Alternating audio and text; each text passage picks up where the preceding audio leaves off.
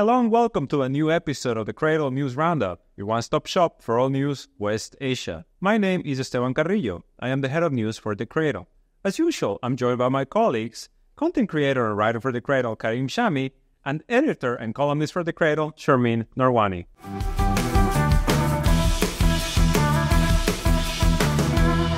So today, as we record this episode, it's day 235 of the genocide in Gaza. Over 36,000 Palestinians dead. And today, hours before, Spain, Norway, and Ireland officially recognized Palestine as a state. Spain and Ireland have announced that they will even open an embassy in Ramallah, in the occupied West Bank.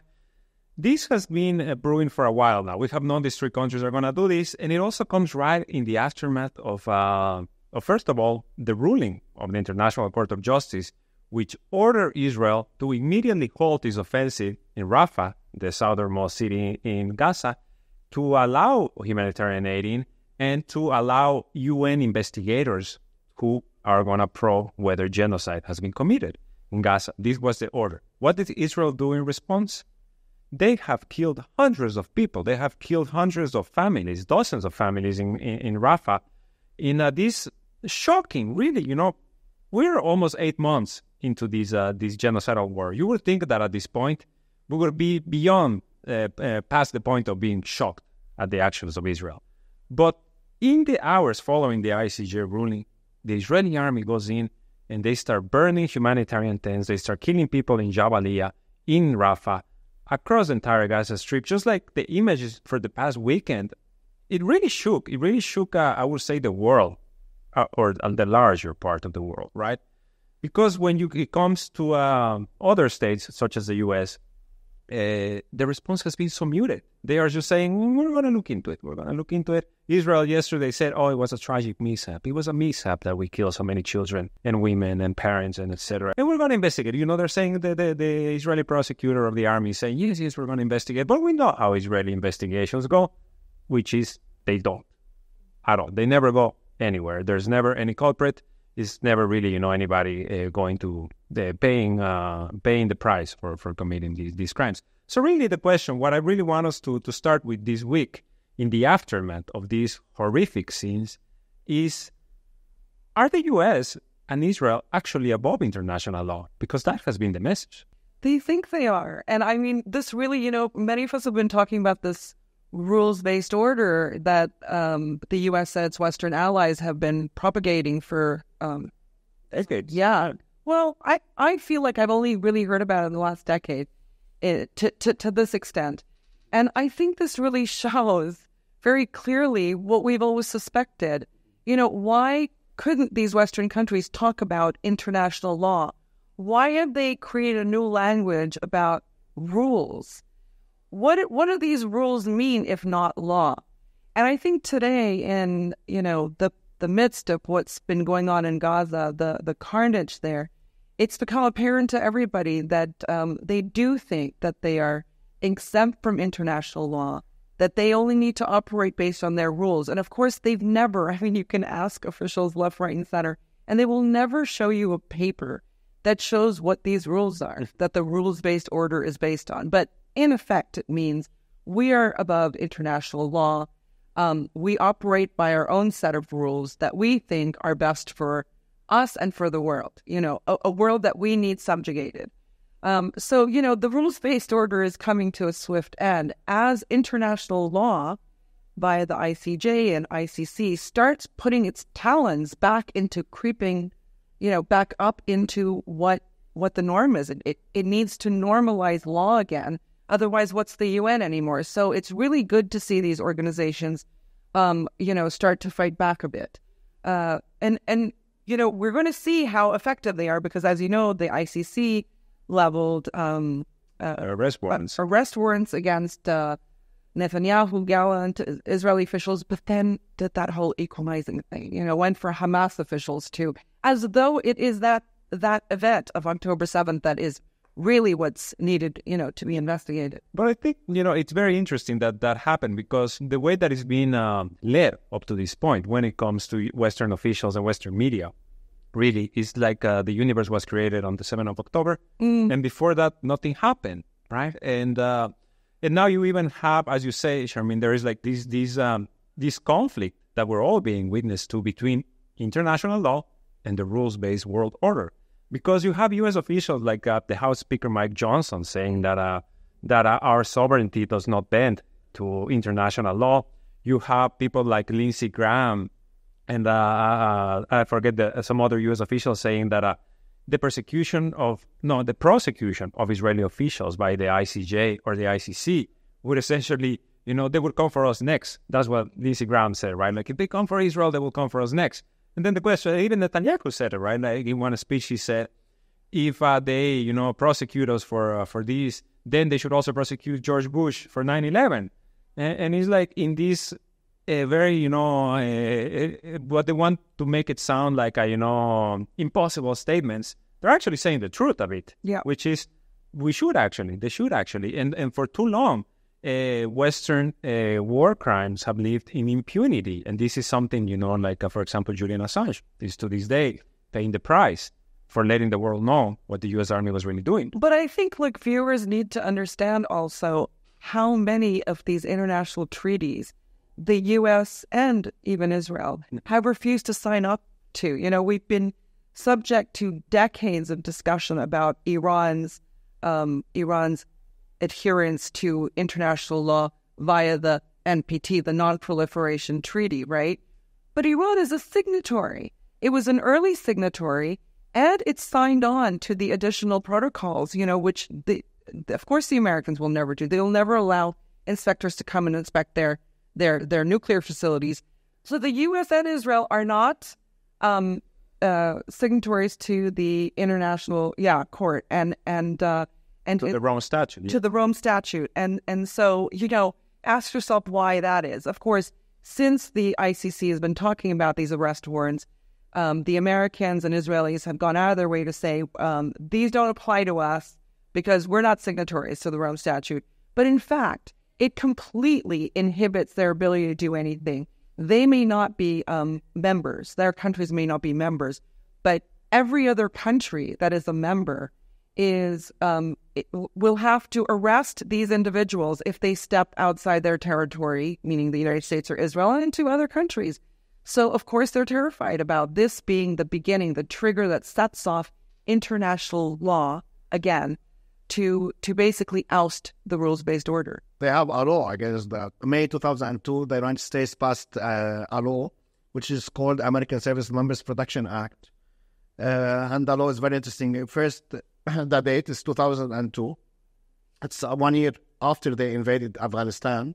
And, of course, they knew that they would invade Iraq. It's right at the peak of the global war on terror. Yeah, 100%. It's right after 9/11. And if we read about the act, it's insane. So the American Service Member Protection Act is a United States federal law described as a bill to protect United States military personnel and other elected and appointed officials of the United States government against criminal prosecution by an international criminal court to which the United States is not a party. The act gives the president power to use all means necessary and appropriate to bring about the release of any U.S. or allied personnel being detained or imprisoned by, on behalf, or at the request of the International Criminal Court, which is ICC. And also, the act allows the president to order U.S. military action, such as invasion of the Netherlands, where the court is located, to protect American officials and military personnel from prosecution, and, of course, their allies.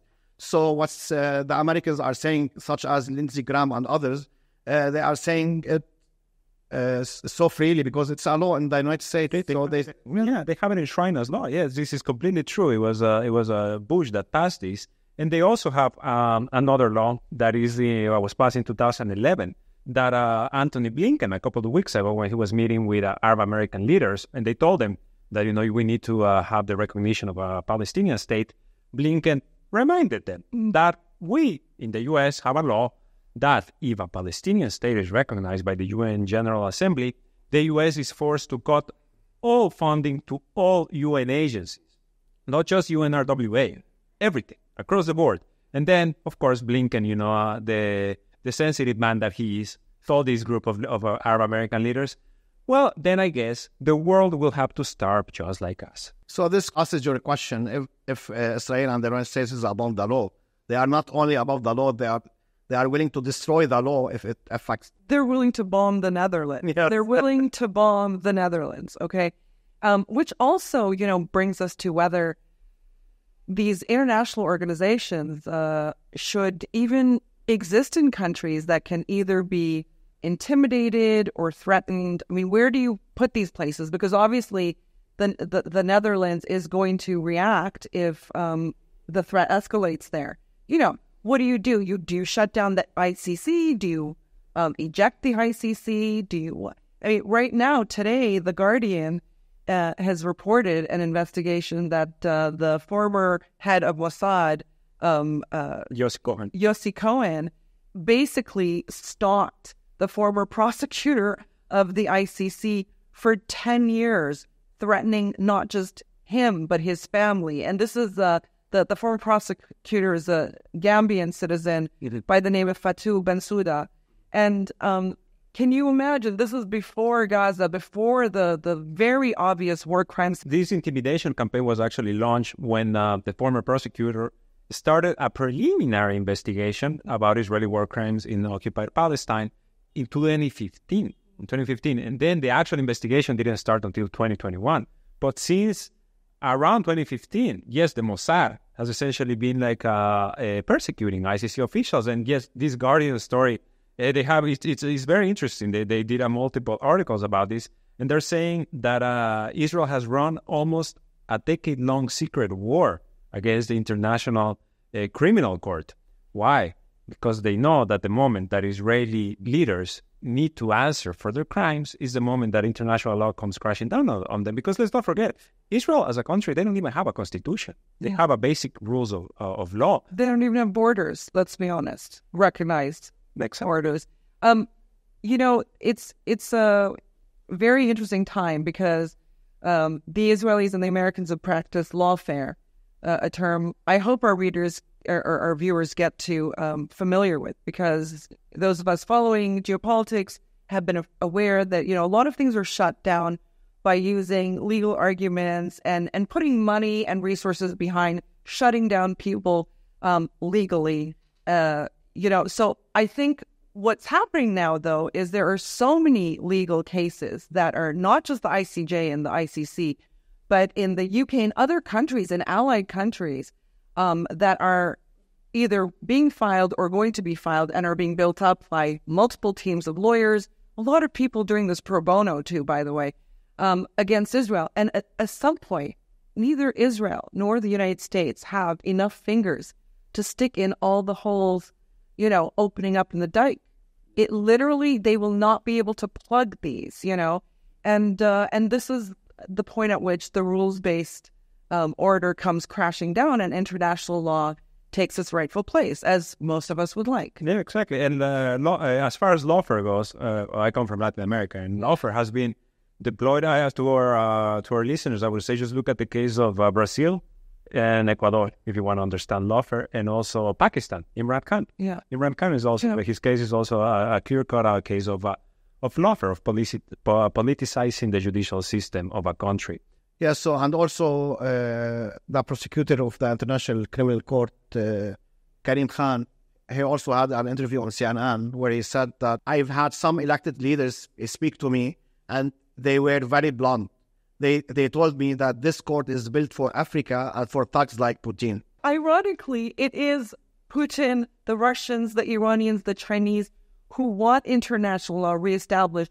The sovereignty of states, the territorial integrity of states, the non-interference in the affairs of other states, which is something completely that's been bulldozed over by Western imperialism. The idea that the entire world is America's strategic depth. Mm-hmm. No, it isn't. That's your rules. Let's bring back the law. Exactly. There's something I want us to talk about that is concerning Gaza, and it's really the monumental failure of the Israeli army. Because, yes, Gaza has been flattened. The civilians' death toll is just beyond. There's no way that we can describe this as anything else but a genocide. Yet, the Palestinian resistance continues fighting to a degree that it's unprecedented, The assault on Rafah also came in response to a Hamas rocket barrage that hit Tel Aviv for the first time in months. At this point, if the Israeli army was heading into Rafah, it was because authorities in the West and in Israel, which is an extension of the West, had said, this is where the last 2 Hamas battalions are. We're going to go in there and claim victory and etc.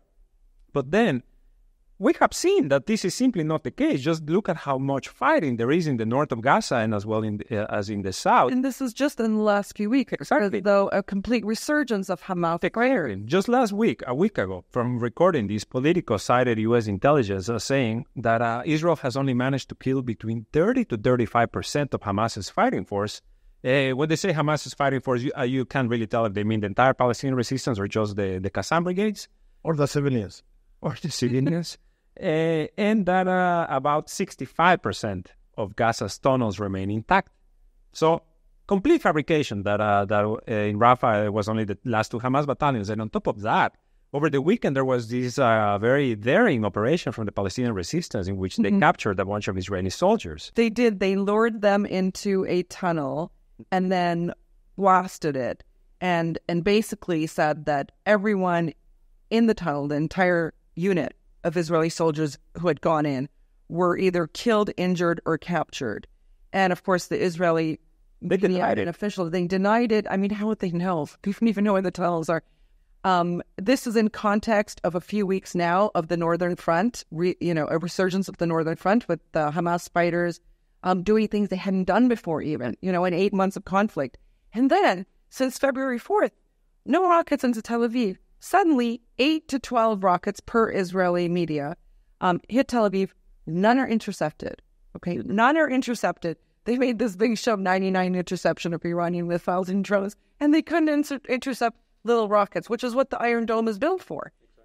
So Israel's just losing their minds. I mean, today there's something on Twitter about reservists saying we're exhausted, and we're now being redeployed into the north. Nobody's talking about the north. There was a video of like a mutiny as well. I saw that. Like some Israeli soldiers saying to Netanyahu and Gallant, we'll no longer follow your orders.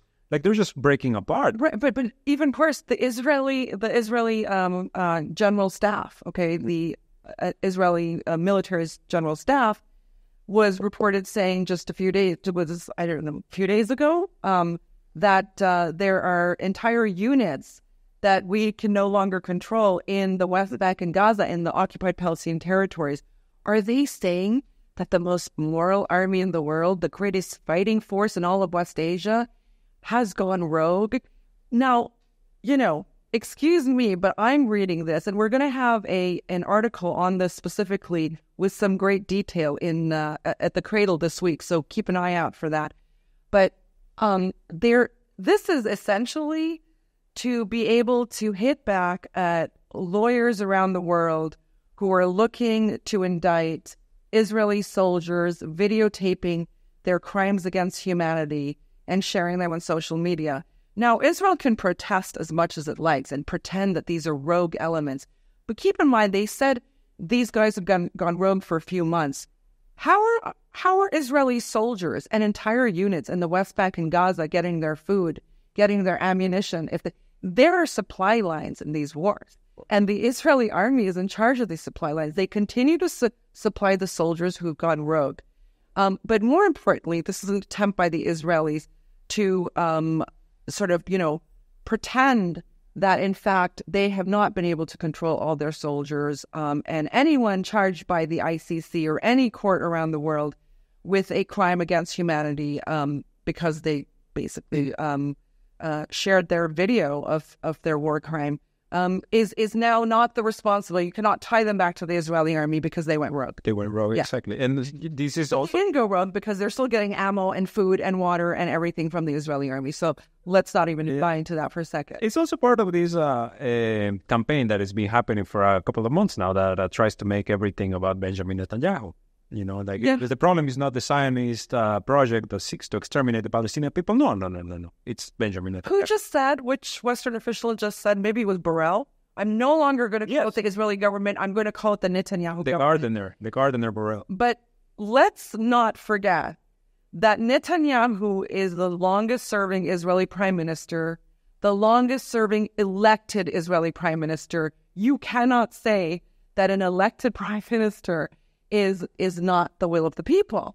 I would actually direct our listeners, just go to Israeli media over the past couple of weeks. You have there's just like a long list of analysis, opinion pieces, etc., that range from what is happening to us, like why is our society so depraved, and we need to rally behind the government.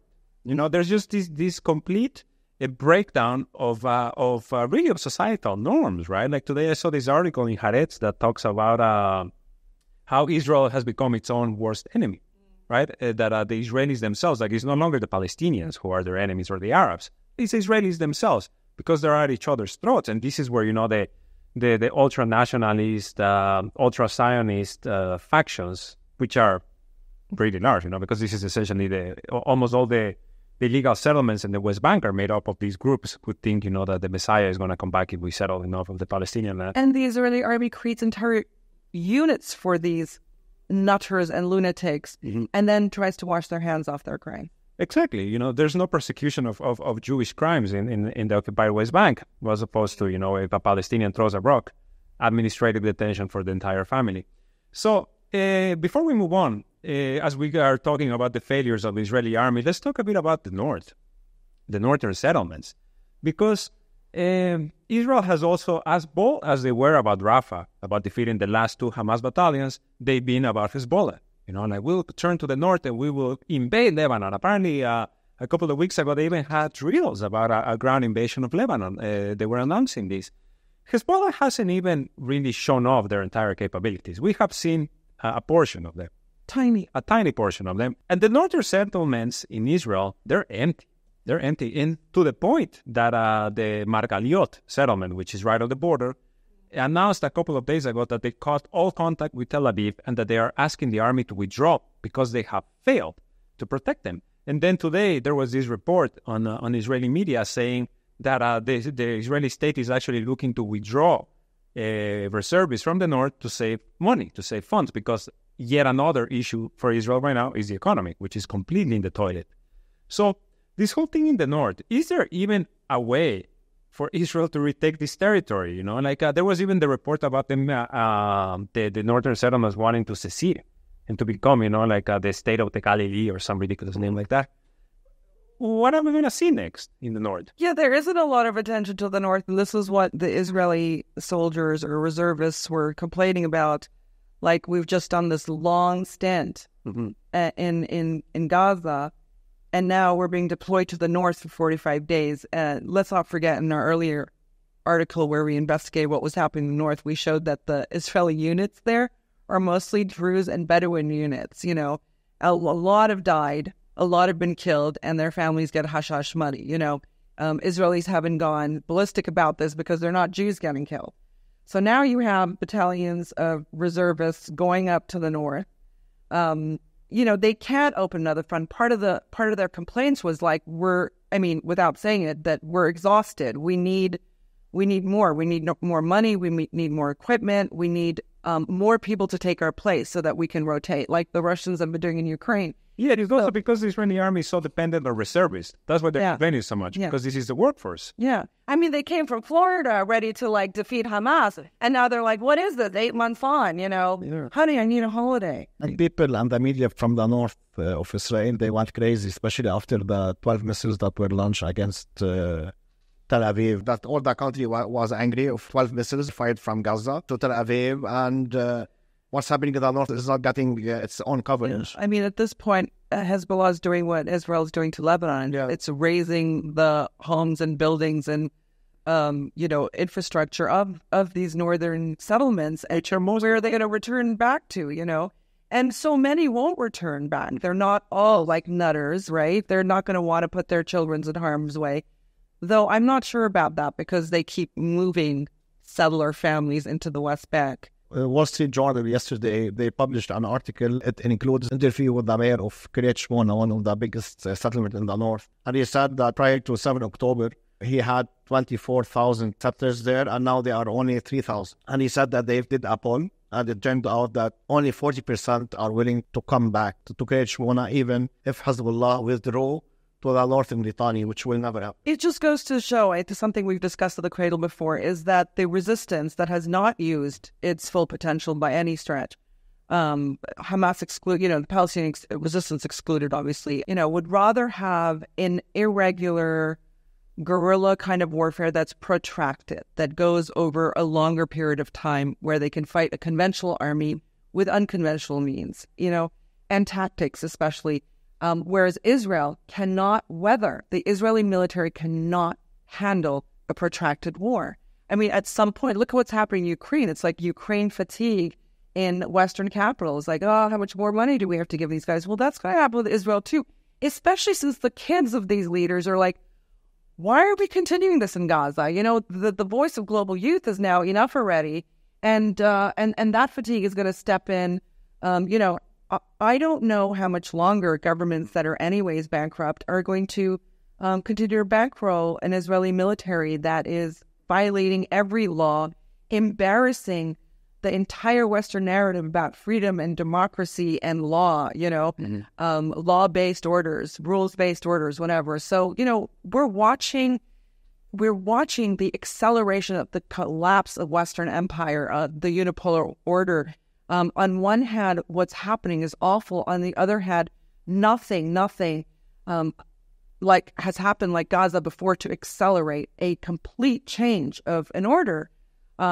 And the Israelis and the Americans don't seem to know how to stop, because their way is the hammer, and they're taking a hammer to every single problem, and that's not the way to move forward. No, exactly. And just to your point about the youth movement, a Harvard-Harris poll from a couple of weeks ago in the U.S. showed that 67% of 18 to 24-year-olds believe Jews as a class are oppressors in Israel, and that the October 7 attack was justified. 60% answered that. So that's huge. That's a huge change in rhetoric. They make a lot of fun of these, like the politicos, they make a lot of fun of these kids, but actually in 8 months, these kids haven't just switched their views because of something they saw. They went and read about it.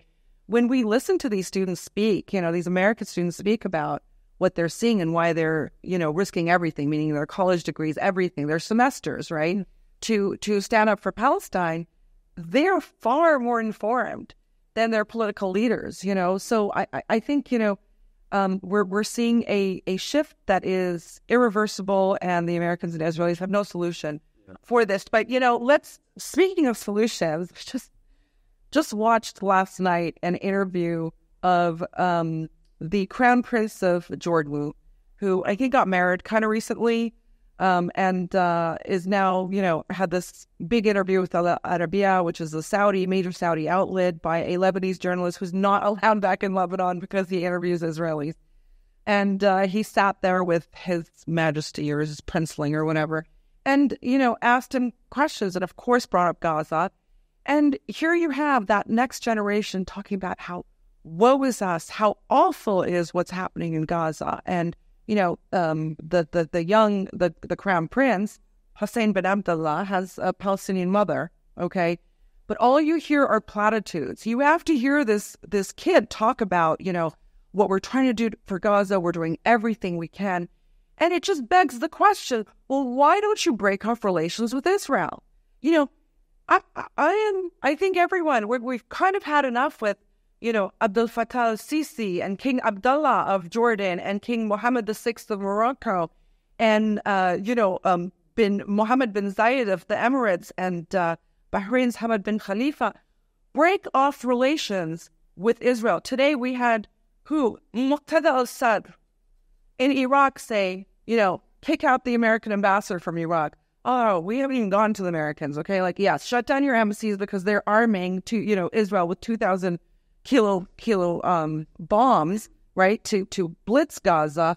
But the Israelis, these Arab countries and leaders, say they're doing everything. They're helping negotiate behind the scenes. They're doing everything they possibly can with Gaza. With Gaza, they're airdropping little kits of shit, and they won't break off relations with Israel. I don't think they've realized what's happened. I don't think these Arab autocrats and tyrants and, realize what's happening. Every day this is happening in Gaza. People's ire isn't just being turned at Israel and the United States and Western world that is supplying Israel with weapons and legitimacy, but against the Arab leaders who are letting down the Arab people, the Palestinian people, the Islamic world, and it's enough. And then they go on to ask the Crown Prince about, what about the stories about arms coming into Jordan through Syria, and really the big thing was Iran, because that was the story that broke, that Iran is shipping arms through Jordan, etc. And he's like, we want to be brotherly with Iran, but we shouldn't interfere in the sovereignty of states, etc. Did King Abdullah the moron not just offer full defensive support for Israel when Iran sent missiles legitimately for Israel's violation of Iran's sovereignty? Did Jordan not just do this? I mean, I feel like we should clip this interview somewhere in there so people watch. It's very, well-mannered young man speaking earnestly about his father, the great father, who's the greatest decisions anyone's ever made. His father and sovereignty. And I just want to throw up, because what are you talking about? You have no sovereignty. Jordanians call Jordan Israel's buffer state. It's, come on. واحنا بدون حرب وقاعدين ندفع ثمن اللي صار لليوم.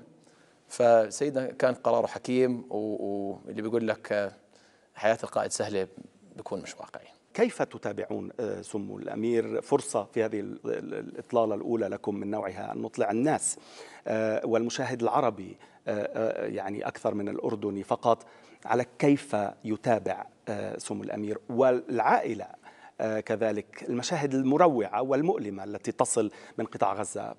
بغضب، بألم وبصدمة من سيدنا لأي واحد بالشارع. كلنا عندنا نفس الشعور. احنا بنعمل كل شيء بقدرتنا بساعد أشقائنا، وأكيد شاعرين أنه لازم نقدم أكثر. وبصراحة لغاية ما توقف الحرب كل دولة لازم تشعر بالتقصير. الأردن عم بخوض معركة دبلوماسية وسياسية من بداية الأزمة، وساعدنا بتغيير مواقف كثير دول تجاه إسرائيل.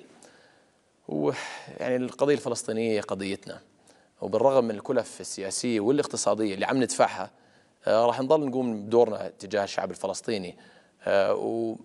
وأولويتي نحافظ على أمن واستقرار البلد، لأنه الأردن القوي هو اللي قادر يدافع عن القضية ويكون أكبر سند للشعب الفلسطيني.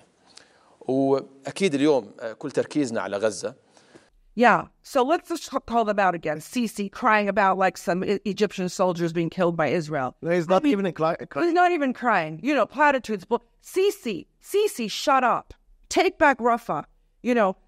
King Abdullah, oh my God, working against the resistance and helping Israel and helping the West. Mohammed bin Zayed, who's basically, created the path for normalization of all Arab states for Israel. Okay, Moroccan King Mohammed VI, who buys, Israeli arms and like this is cool in Morocco. It's not.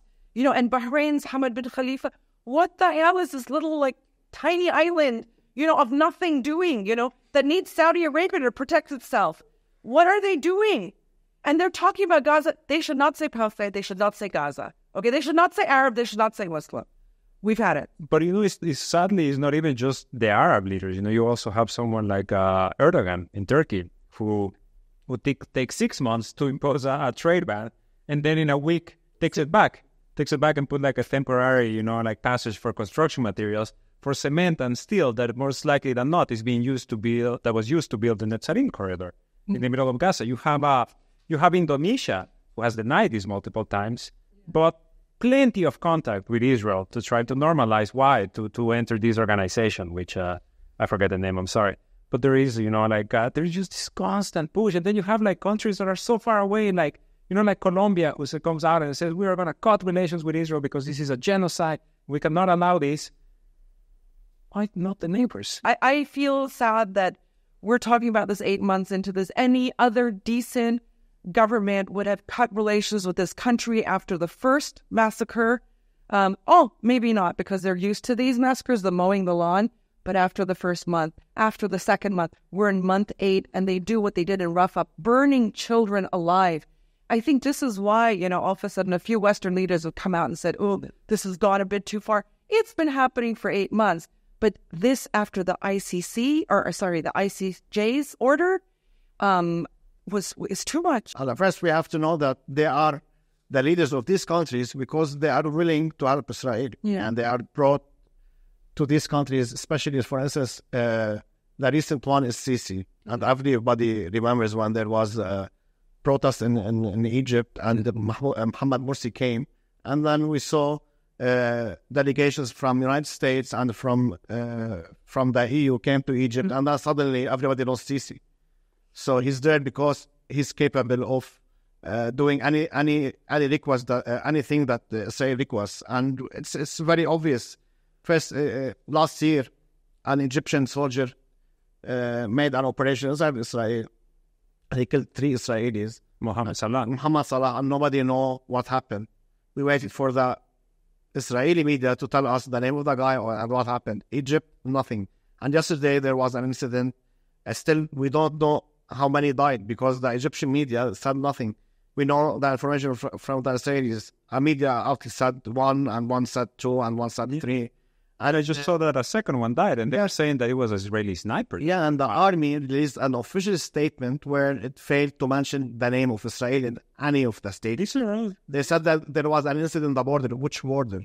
Who killed them? I think with the whole breakdown of the world rules-based international order, we're also seeing these the unmasking. One of these client states, right? Karib, you mentioned Bolivia. In passing, Bolivia was one of the first countries to cut the relations with Israel right after, And this is like, I said, you have a bunch of Caribbean nations. Just standing up and saying, enough is enough. So before we end for this week, I do want to get into the aftermath of the death of Iranian President Ibrahim Raisi.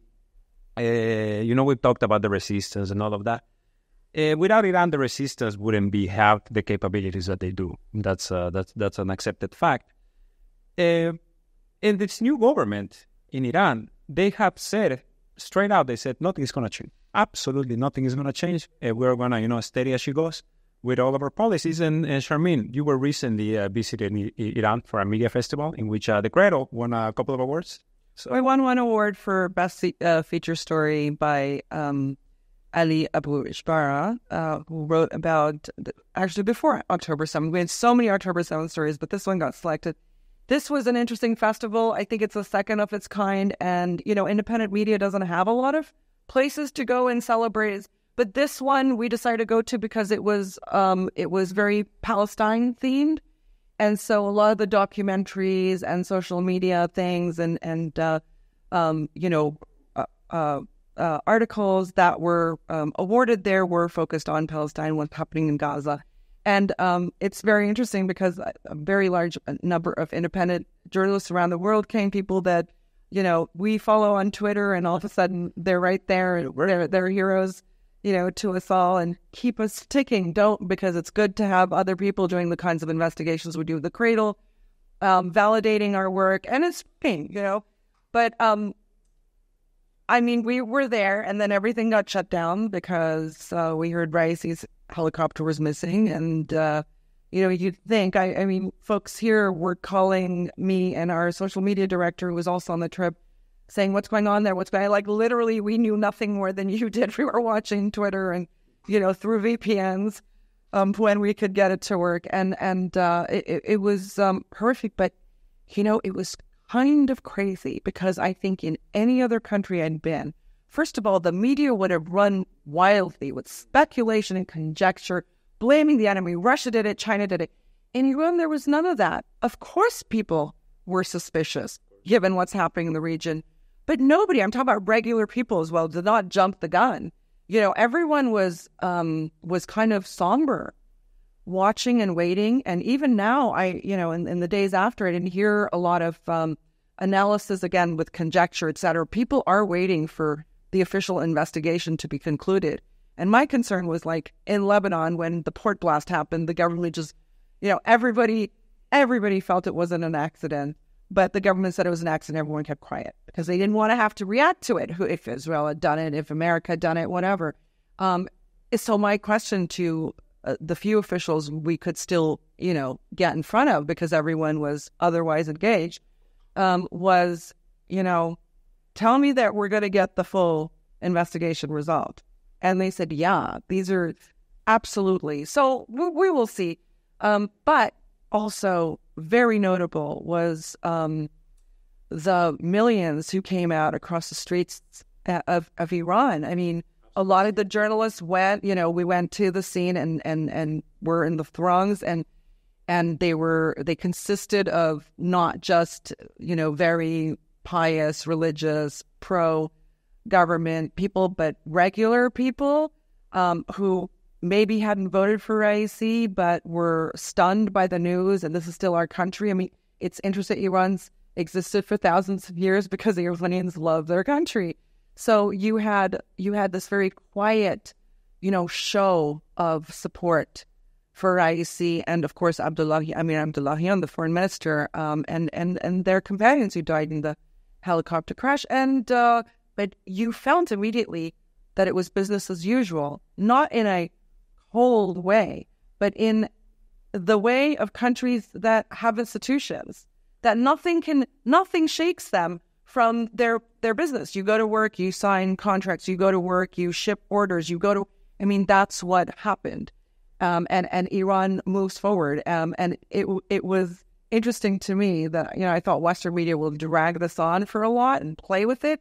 But actually, quite early on, Western analysts were saying Iran's going to remain solid through this, because it was you couldn't but notice this on the Iranian street. Yeah, the only thing they really did, Western media, was like hit jokes on Raisi, right? Like calling him every name. The butcher, like the guy.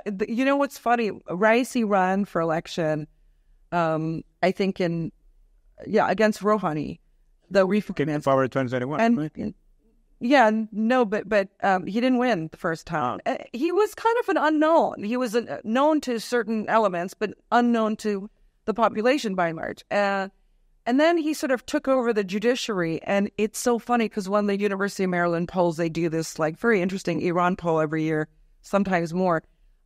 Raisi was right there with Jawad Zarif, maybe even more, I can't remember now, in terms of popularity. The guy who nobody had known about in the first election was suddenly one of the more popular figures in Iran.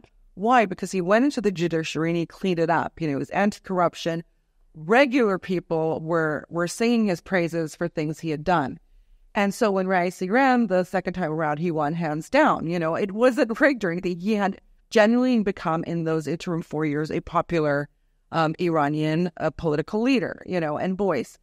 So when the Western media is talking about him being the butcher and the murderer, etc., I don't know the ins and outs of it, but, the early days of the revolution was insane. I mean, people were killing the revolutionaries, right, like terrorists, and a war was started against Iran for, the Iran-Iraq war. There was a lot of sabotage and assassination attempts and bombs going off. So who did he kill? Who did he have executed?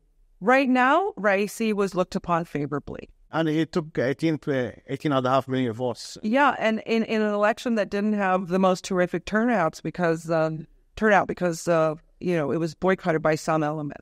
So I think, that's exactly what I wanted to get at, right? That Iran is being, honestly, almost shocking, the way that because it's been just like a week since this happened. Yeah. And, the country is just moved on. Obviously, paid respects, etc. at the funeral. There's listen, talk about Iranian efficiency, which one doesn't necessarily see when they go there. But literally, the moment we knew he had passed away and everyone had died in that copter crash, there were massive, high pixels. What do you call it? High resolution. pictures of those who had passed all over the country. I mean, talk about efficiency. I'd heard this like during the Iran-Iraq war, like all the lights in Tehran would be turned off at night, so because they would target civilians, the Iraqis, right? And then the next morning you'd see a building that had been bombed, and then boom, they would come, and within no time that building was like resurrected. But I actually saw this with the amount of stuff that went into action after we heard that Raisi had died, and the entire crew and the members of that helicopter ride was incredible. Was actually one of the first shows of Iranian efficiency that I've seen in Iran. And also unprecedented, especially given what the success that Raisi had in overcoming sanctions and with developing the nuclear program. And it's interesting that this government essentially was like, we'll just continue as it was and everything. Because I think Raisi implemented something that nobody can undo, no matter who comes next. And that was Iran's eastward thrust. It was Iran's membership in the SCO and the BRICS. It was Iran's strategic alliance with Russia and China. Anyone can come in at this point, and you cannot reverse that trend. So, I think we're going to see in the months ahead, actually, many of the repercussions of what Raisi really, really installed in the Iranian foreign policy bodies and thinking, economic as well, Exactly. So I think we might hear more about Raisi. What I was saying is in the months coming than now even. Speaking about high definition photos, you shared with me some photos of Iranian missiles. A couple of journalists, you get to choose. You want to go to the bazaar. You want to go, in the activities between the awards and the jury and the festival and whatever. And so, people went to bazaar. People went to see like Golistan Palace, like the Shah's old palace. They went to different things and which all came to a halt once that copter went missing. But the day before, I went to, it was an aerospace exhibition. It's not open to the public, but the public can go. Like, you go in groups.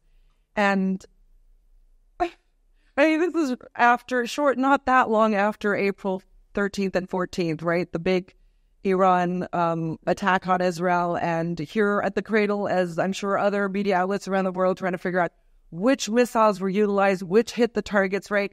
So just let me tell you what this looked like. The aerospace exhibition has like this missile section, Iranian missile section, Iranian drone section, Iranian radar section, and Iranian space section, okay?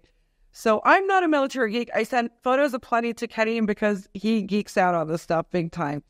And we were all deliberating in the Cradle which missiles were used. So at each point of the exhibition, you had a member of the IRGC, they're a commanding person or a scientist involved, coming to speak to us to explain the system and take our questions because we're journalists. And, I'm like, so which missiles were used against Israel? He's like, well, that one, this one, and the one over there.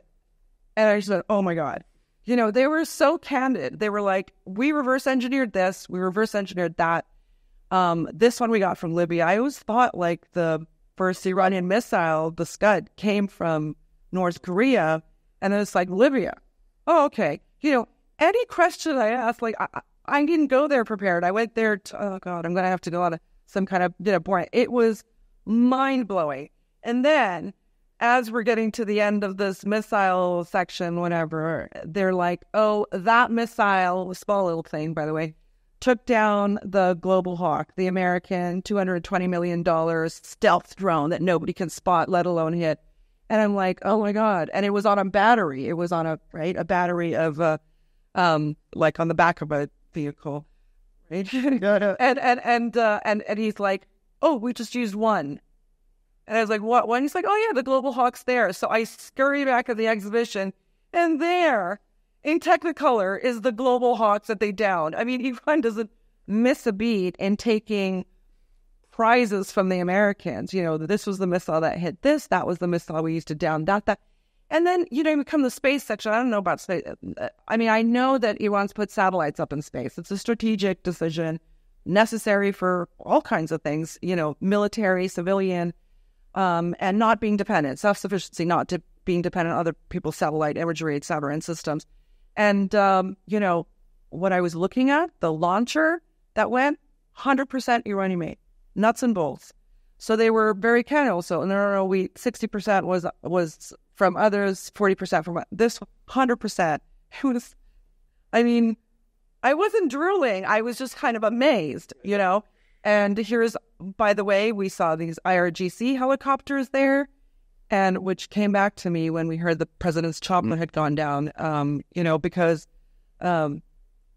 I was seeing stuff that, they're not hiding it. It's there in an exhibition. But I was seeing stuff that really blew my mind. And we follow these issues. We follow the wars. We follow the missiles and the systems, right? And the progress, the technology output of this country in particular, because it is the head of this axis. And it was mind-blowing, Yeah. Of course.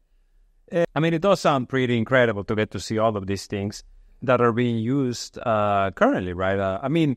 By Iran against Israel during their attack in mid-April, but also the technology is being used by Yemen, is being used by the Iraqi resistance. Some of these were developed 40-something years ago. Exactly. And so you're thinking that's old technology for Iran, but, maybe young technology for some of their allies. Though, honestly, the leap in technology and capabilities has been so big in the last decade that I'm sure all of these players have themselves. And one interesting point that I think I've only learned recently at the Cradle is that one of the IRGC and Soleimani's sort of legacy was to pass on the know-how as opposed to stay in the process all the time, to pass on know-how to their allies, not control it. Exactly. And this is exactly the type of technology that right now is embarrassing Israel in Gaza and in the north against Yemen. And that will,